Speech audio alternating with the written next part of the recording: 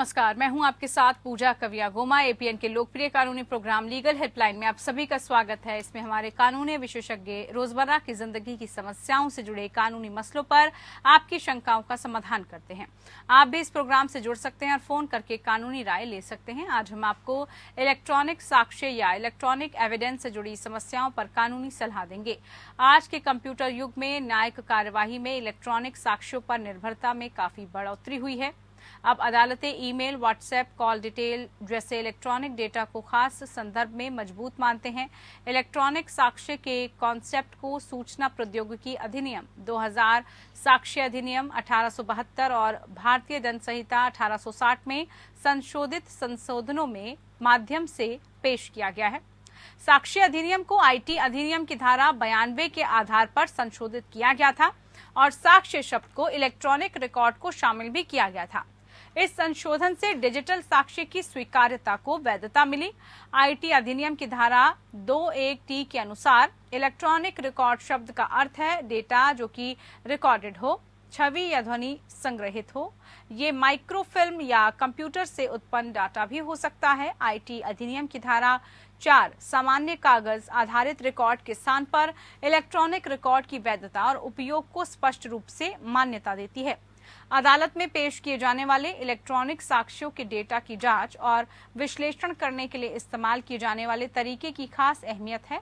धारा 63 और 65 में इलेक्ट्रॉनिक साक्ष्य की स्वीकार्यता के लिए साइबर फोरेंसिक को जरूरी माना गया है। साथ में विभिन्न माध्यमों से एकत्र किए गए इलेक्ट्रॉनिक साक्ष्य को दस्तावेज के रूप में माना गया है। ये तो थी इलेक्ट्रॉनिक साक्ष्यों से जुड़ी कुछ बुनियादी जानकारी। ज्यादा जानकारी हमारे आज के मेहमान देंगे। हमारे आज के कानूनी विशेषज्ञ हैं ऋषिपाल सिंह जी। अगर आपका इलेक्ट्रॉनिक साक्ष्य से जुड़ा कोई भी सवाल है तो आप फोन करके राय ले सकते हैं। हमारा फोन नंबर आपकी टेलीविजन स्क्रीन पर इस वक्त फ्लैश हो रहा है।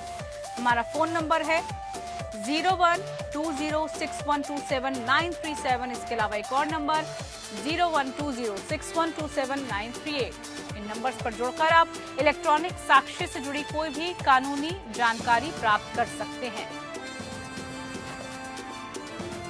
तो इलेक्ट्रॉनिक साक्ष्य से जुड़ी जानकारी आज आप ले सकते हैं। कार्यक्रम में हमारे साथ अधिवक्ता ऋषिपाल जी जुड़ चुके हैं। बहुत स्वागत है ऋषिपाल जी कार्यक्रम में आपका। सबसे पहले आपसे समझना चाहेंगे हम इलेक्ट्रॉनिक साक्ष्य या इलेक्ट्रॉनिक एविडेंस क्या होता है और क्या ये प्राइमरी एविडेंस है या सेकेंडरी एविडेंस है। अगर हम बात करें दोनों में डिफरेंस की यानी कि दोनों में फर्क की, तो दोनों में फर्क क्या होता है सर? जो सबसे पहले हम बात करते हैं एविडेंस या साक्ष्य है क्या। किसी भी मुकदमे को साबित करने के लिए, किसी भी पक्ष को या किसी फैक्ट को, तथ्य को साबित करने के लिए जिस भी माध्यम की जरूरत होती है वो एक एविडेंस के रूप में हो। जैसे आप देख रहे हैं पिछले कुछ करीब 8-10 सालों के अंदर हमारे देश में जो इलेक्ट्रॉनिक माध्यम की बहुत ज्यादा एक तरह से आंधी आ गई है, एक तरह से क्रांति आ गई है। अब और पिछले जो कोविड हुआ है उसके बाद से तो हम देख रहे हैं लगातार कि जो कम्युनिकेशन का जो माध्यम है, जो बात करने का माध्यम है, अपनी बात पहुंचाने का माध्यम है, उसके अंदर बहुत ज्यादा इलेक्ट्रॉनिक जो संसाधन है उनका इस्तेमाल होने लगा है। इवन ये जो बैंक डिटेल है, इवन जो इलेक्ट्रिसिटी बिल है, बहुत सारी चीजें ऐसी जो है अब बहुत बड़ा माध्यम जैसे व्हाट्सएप है, व्हाट्सएप पे लोग मैसेज भेजते हैं, व्हाट्सएप पे फोटो भेजते हैं। तो ये इलेक्ट्रॉनिक माध्यम का बढ़ना जो है इसमें इंडियन एविडेंस एक्ट के अंदर एक बहुत बदलाव को लेके आया कि जो एविडेंस पहले केवल दस्तावेज था अब वो इलेक्ट्रॉनिक माध्यम से भी अब उसको कोर्ट में स्वीकार्यता मिली। तो ये इलेक्ट्रॉनिक एविडेंस का मतलब है जो इलेक्ट्रॉनिक फॉर्म में होता है, जो फिजिकल फॉर्म में नहीं होता, जो कि किसी या तो किसी हार्ड डिस्क में होता है, किसी फोन के अंदर होता है, किसी पेन ड्राइव में होता है। तो इलेक्ट्रॉनिक फॉर्म में होता है, एक वर्चुअल फॉर्म में जो होता है उसको हम इलेक्ट्रॉनिक जो है साक्ष्य बोलते हैं। अब जो दूसरा आपका सवाल था वो था प्राइमरी एविडेंस माना जाएगा या सेकेंडरी एविडेंस माना जाएगा। तो सबसे पहले तो आप ये देखो कि प्राइमरी एविडेंस है क्या। सामान्य भाषा में हम कहते हैं प्राथमिक साक्ष्य, यानी कि एक ऐसा साक्ष्य जो बिल्कुल जहां से वो साक्ष्य जन्म लिया है उसी साक्ष्य के स्रोत को कोर्ट के अंदर पेश करना वो प्राथमिक स्रोत है। जैसे मान लीजिए कोई व्यक्ति बोलता है कि भाई मैंने किसी आदमी को ये अपराध करते देखा, उसका कहना जो है ये प्राथमिक है। कोई दूसरा उस व्यक्ति की बात को रिपीट कर रहा है, वो उसका सेकेंडरी सोर्स है, यानी उसकी दूसरी स्थिति है। ऐसे ही लेकिन इलेक्ट्रॉनिक एविडेंस के अंदर जो प्राइमरी जो एविडेंस है और सेकेंडरी एविडेंस है, इनका बहुत बड़ा महत्व है। क्योंकि जो प्राइमरी एविडेंस होता है, वो प्राइमरी एविडेंस कहाँ पर होता है? वो प्राइमरी एविडेंस, मान लीजिए अपने फोन की बात करते हैं, फोन के अंदर एक व्यक्ति ने धमकी दी, और धमकी दी तो उसकी जो धमकी है फोन की हार्ड डिस्क के अंदर वो सेव हो गई। अब वो हार्ड डिस्क को तो कोर्ट के अंदर पेश नहीं किया जा सकता। अगर उसकी जो वीडियो की, उसकी जो कॉल रिकॉर्डिंग है, उस कॉल रिकॉर्डिंग को पेन ड्राइव में अगर हम कोर्ट में पेश करते हैं, तो वो जो पेन ड्राइव है, वो पेन ड्राइव हार्ड डिस्क जो है वो प्राइमरी एविडेंस हो गई। और उसी की जो स्पीच, जो उसकी वर्डिंग है, जो उसको कहा गया है, वो रिकॉर्डिंग जो है पेन ड्राइव में जब दी जाती है, तो वो सेकेंडरी एविडेंस हो गई। लेकिन क्योंकि इलेक्ट्रॉनिक क्षेत्र के अंदर ऐसे बहुत सारे माध्यम होते हैं कि प्राइमरी सोर्स जो होता है कहीं ना कहीं फिक्स रहता है, तो ऐसी स्थिति में उसको प्राइमरी सोर्स और सेकेंडरी सोर्स को अलग किया जाता है। ठीक है। इसके अलावा अब अगर हम बात करें वॉइस रिकॉर्डिंग या फेसबुक मैसेज, अब इंडियन एविडेंस एक्ट का धारा जो 3 है और आईटी एक्ट 2000 की धारा 2T के तहत वॉइस रिकॉर्डिंग या जो फेसबुक कन्वर्सेशन है उसके सबूत भी हैं। तो ऐसे में सर, इंडियन एविडेंस एक्ट की धारा 8 के तहत इसे सबूत के रूप में प्रस्तुत किया जा सकता है क्या? इसके बारे में भी बताइए जरा। जी बिल्कुल किया जा सकता है, क्योंकि जैसे मैंने आपको बताया, पिछले कुछ समय से जो इलेक्ट्रॉनिक जो एक क्रांति हमारे देश में आ रही है, तो उसकी वजह से जो सारे माध्यम है, जो बात करने का तरीका है, समाज का तरीका है, वो सारा बदल गया। उसके चलते जो पहले लोग व्यक्ति आया करते थे, कोई अपराधी किसी को धमकी दिया करता था, सामने आके धमकी दिया करता था, या कोई और बात है। अब कोई अपराधी अगर किसी को धमकी दे रहा है, वो धमकी वो रिकॉर्डिंग करके भी बोल सकता है, या मुंह से बोल सकता है, उसकी रिकॉर्डिंग हो सकती है, या इवन वो मैसेज भेज सकता है, वो धमकी का मैसेज भी हो सकता है, या किसी को डिफेम करने का मैसेज भी हो सकता है, या कोई ऑप्शन मैसेज भी हो सकता है। किसी भी तरह का मैसेज जो चाहे फेसबुक के माध्यम से हो, व्हाट्सएप के माध्यम से हो, ट्विटर के माध्यम से हो, ये इलेक्ट्रॉनिक फॉर्म के माध्यम से जिस भी प्रकार से वो एविडेंस एक व्यक्ति से दूसरे व्यक्ति के पास पहुंचता है, तो वो सारे के सारे एविडेंस जो है इलेक्ट्रॉनिक एविडेंस के रूप में माने जाते हैं। और उसको जो नए परिवर्तित जो साक्ष्य अधिनियम है, उसके तहत पूर्ण रूप से कोर्ट के अंदर उसकी मान्यता है। उसकी कुछ फॉर्मेलिटीज होती हैं, वो फॉर्मेलिटीज पूरी करने के बाद उन साक्ष्यों के आधार पर भी हम केस को साबित कर सकते हैं। ठीक है। अब ईमेल की वैधता की बात करें हम, तो सर ईमेल की वैधता पर साक्ष्य अधिनियम क्या कहता है? क्या ये भी, अब जैसे आप बता रहे हैं कि अब सोशल मीडिया का जमाना है, अब सब कुछ जो है इलेक्ट्रॉनिक हो चुका है, तो क्या ईमेल की वैधता भी साक्ष्यों को मानती है? देखिए, ईमेल आप अगर इसको देखें पूजा, इस प्रकार से देखें कि ईमेल हो गया, व्हाट्सएप हो गया, ट्विटर, फेसबुक और जो यूट्यूब है, ये तो पब्लिक माध्यम है। व्हाट्सएप और ईमेल जो है, इसके अंदर क्या होता है, 1 to 1 होता है, और व्हाट्सएप जो है इनक्रिप्टेड होता है और कोई तीसरी पार्टी उसको नहीं देख सकती।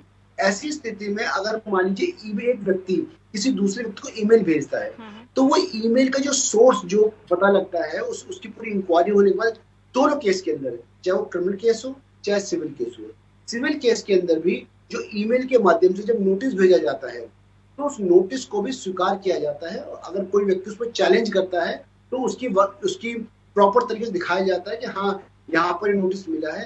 तो उसका जो प्रिंट आउट होता है, ईमेल का जो प्रिंट आउट होता है, ईमेल का प्रिंट आउट भी एक सेकेंडरी एविडेंस के रूप में इस्तेमाल किया जाता है। और उसको चाहे सिविल केस में इस्तेमाल कर रहे हो या क्रिमिनल केस के अंदर भी, अगर मान लो कोई चीटिंग का केस है या और कोई केस है, या इवन ईमेल के साथ भी छेड़छाड़ की गई है, तो ऐसी स्थिति में ईमेल को भी हम पूर्ण रूप से आज के समय में हम इलेक्ट्रॉनिक जो एविडेंस के रूप में मानते हैं, और उसकी वैधता पूर्ण रूप से कंप्लीट है। चलिए, तो ईमेल को भी हम इसी के अंतर्गत रखते हैं और उसको भी हम जो है एज अ साक्ष्य लेते हैं। अब अगर बात करें हार्ड डिस्क की, जो एक बार लिखी जाती है या किसी परिवर्तन के अधीन होती है, वो स्वयं एक इलेक्ट्रॉनिक रिकॉर्ड है, ऐसा अदालती फैसले में सामने आया है। इससे जरा आप हमें समझाएं, ये जो है किस तरह से अपने आप को परिभाषित करता है? सर देखिए, जो हार्ड डिस्क होती है, जो इलेक्ट्रॉनिक जो भी माध्यम होते हैं, इलेक्ट्रॉनिक जो भी इंस्ट्रूमेंट्स होते हैं, उनके अंदर दो तरह से काम होता है। या तो कोई मैसेज आता है और वो क्लाउड के अंदर ही वो मैसेज जो है दूसरों को ट्रांसफर हो जाता है, या जो कोई भी इलेक्ट्रॉनिक जो वो होता है अपने वो इंस्ट्रूमेंट होता है उसकी एक अपनी हार्ड डिस्क होती है, वो कम भी हो सकती है और बहुत ज्यादा भी हो सकती है। आजकल तो टेराबाइट के अंदर आती है, उसकी हार्ड डिस्क आती है। उस हार्ड डिस्क के अंदर वो डाटा पहले से आकर के स्टोर हो जाता है। अगर वो डाटा उसमें हार्ड डिस्क में स्टोर है तो उस डाटा को क्या होता है, कंपनीज है या कोई भी व्यक्ति है उसको मल्टीपल टाइम उसकी जो प्रिंट आउट्स है या उसकी कॉपीज निकाल सकता है। तो वो हार्ड डिस्क अपने आप में प्राइमरी एविडेंस के रूप में कोर्ट में इस्तेमाल होता है। जी। और आपने देखा जैसे डीवीआर होती है जिसके अंदर सीसीटीवी की फुटेज होती है, कोई व्यक्ति अपराध कर रहा है वो दिख रही है, तो उसकी हार्ड डिस्क जो डीवीआर है वो हार्ड डिस्क भी उसी तरीके से है, उसमें सारा का सारा डाटा उसमें रिकॉर्ड हो रहा है। तो हार्ड डिस्क की इंपॉर्टेंस इसलिए ज्यादा हो जाती है कि पूर्ण रूप से इलेक्ट्रॉनिक जो एविडेंस एक्ट के है उस एविडेंस के अंदर हार्ड डिस्क अपने आप में प्राइमरी एविडेंस माना जाता है, इसलिए इसको प्रोक्योर किया जाता है। एफएसएल जब भेजा जाता है ये पता किया जाता है कि जो एविडेंस भेजा गया है उस एविडेंस के अंदर कोई छेड़छाड़ हुई है नहीं हुई है, ये हार्ड डिस्क कोई एनालाइज करके पता लग सकता है। अगर हार्ड डिस्क से हम एक डाटा निकालते हैं, सेकेंडरी डाटा निकाल के मान लीजिए हम पेन ड्राइव में देते हैं, उस पेन ड्राइव में हो सकता है कोई छेड़छाड़ हो, लेकिन जो हार्ड डिस्क का दावा जो डाटा है उसके अंदर किसी भी तरह की अगर कोई छेड़छाड़ होती है तो फॉरेंसिक बता सकता है उसकी जांच करके कि इसमें सच छेड़छाड़ की गई है। इसलिए हार्ड डिस्क का इलेक्ट्रॉनिक जो एविडेंस एक्ट के अंदर बहुत ही महत्वपूर्ण स्थान है। ठीक है, बड़ी अहम बात आपने ऋषिपाल जी समझाई है और भी इसको लेकर आपसे सवाल जवाब का सिलसिला जारी है। ऋषिपाल जी, अधिकांश आपराधिक जांच अक्सर आरोपी के जो कॉल रिकॉर्ड होते हैं उसके विश्लेषण से शुरू होती है और इस पर ही आधारित भी होती है। इसकी वैधता पर कब सवाल उठ सकता है, कब जो है ये कहा जा सकता है कि भाई ये वैध नहीं है, कैसे ये होता है? देखिए, आज के समय में जैसे आपने देखा कि टेलीफोन जो मोबाइल फोन है, मोबाइल फोन की भी संख्या स्पेशली जो स्मार्टफोन है वो भी बहुत ज्यादा रूप में भारत के अंदर बढ़ गया है। और हमारे देश में जो मोबाइल फोन है उसको अपराधी जब उसको इस्तेमाल करते हैं क्राइम करने के लिए तो अपने आप में उसकी जो सीडीआर है उसकी बहुत इम्पोर्टेंस बढ़ जाती है जी।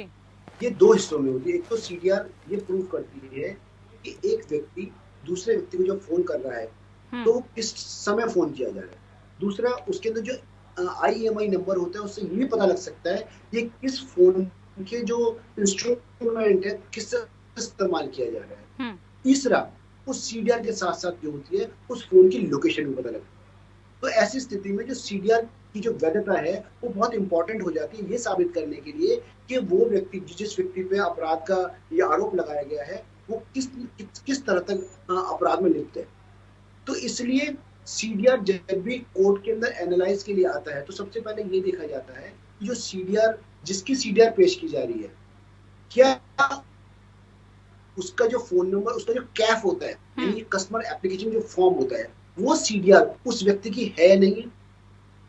दूसरी बात, वो जिसको दिया जा रहा है उसका कैफ भी चेक होता है। तो ऐसी स्थिति होती है कि हम ये देखते हैं जो कोर्ट में ये देखा जाता है वैधानिकता को कि ये दोनों पार्टी जिनकी सीडीआर मिल रही है आपस में इनका कैफ मैच हो रहा है नहीं हो रहा है, यानी जिनको जो कस्टमर एप्लीकेशन फॉर्म में जो कस्टमर है ये आपस में मैच हो रहे नहीं हो रहे। अगर मान लीजिए उसके अंदर कोई भी डिफरेंस आता है या लोकेशन की इंपॉर्टेंट होती है कि लोकेशन कितनी इंपॉर्टेंट आ रही है, तो ऐसी स्थिति में अगर उनकी इंपॉर्टेंस ये आ रही है, लोकेशन भी आ रही है और उनका IMEI नंबर भी मिल रहा है तो उसकी वैधानिकता को चुनौती नहीं दी जा सकती। लेकिन अगर मान लीजिए उसका जो IMEI नंबर और उसका जो फोन की लोकेशन है उसमें डिफरेंस आ रहा है, उसमें ऐसा लग रहा है कि आपसे मैच नहीं कर रहे, तो उसकी वैधानिकता को चैलेंज किया जा सकता है। सामान्यतः हमने कोर्ट में देखा है, सामान्यतः जो होता है कि क्रिमिनल मामलों के अंदर जो सीडीआर होती है उसकी वैधानिकता को चैलेंज करने में बहुत परेशानी आती है और अल्टीमेटली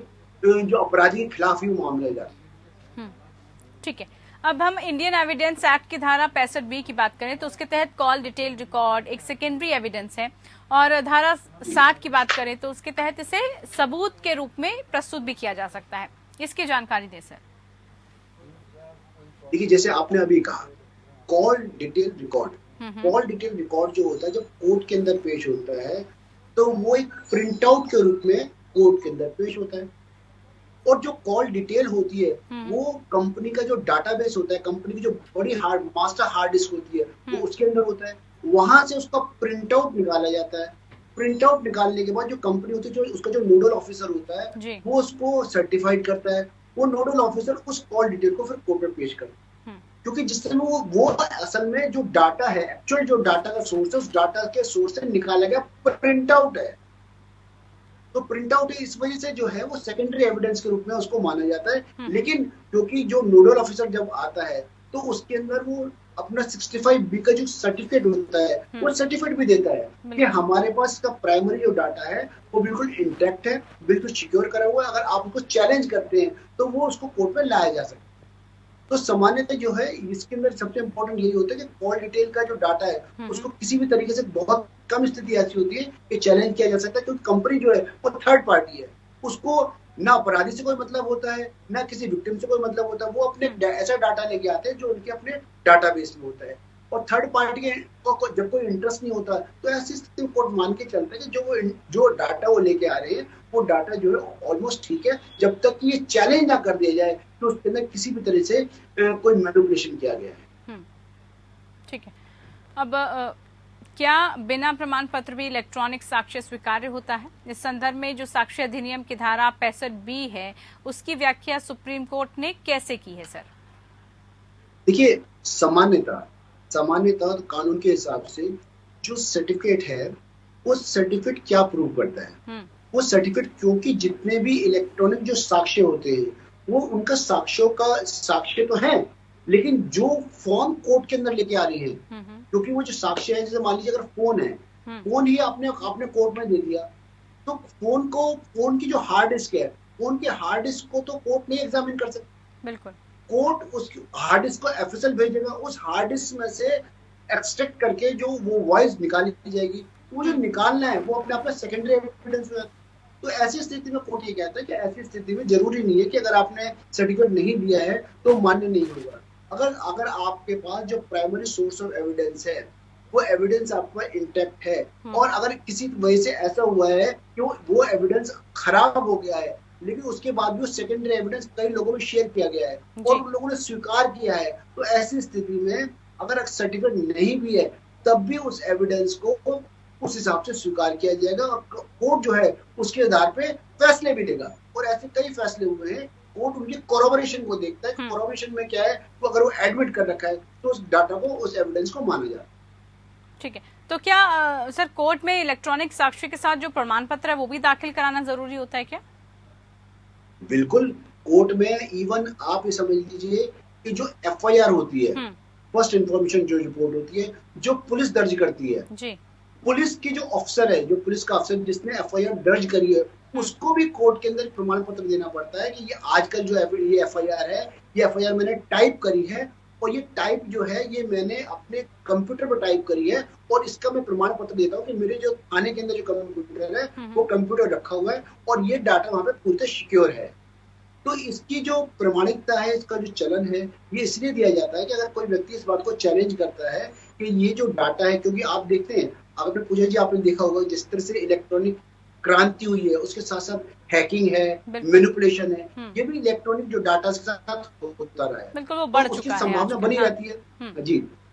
तो इनकी संभावना बनी रहती है। तो ऐसी स्थिति में क्या होता है कि पूर्ण रूप से एक व्यक्ति का अधिकार होता है, उसको लगता है कि डाटा को किस तरह मैनिपुलेट किया गया है, तो उसको वो कोर्ट में उस ऑब्जेक्शन को रेज कर सकता है। तो इसी बात को बचाने के लिए जो व्यक्ति उस डाटा को पेश कर रहा है उसको उसका सर्टिफिकेट देना होता है कि इस डाटा का जो सोर्स है, जो प्राइमरी सोर्स है, वो आज भी इंटैक्ट है मेरे पास, और जब भी कोर्ट कहेगा वो उसको मैं पेश करूंगा। ठीक है ऋषिपाल जी, क्या साक्ष्य अधिनियम की धारा 65B का पालन ना करने पर जो आपत्ति यानी कि ऑब्जेक्शन है वो माफ की जा सकती है?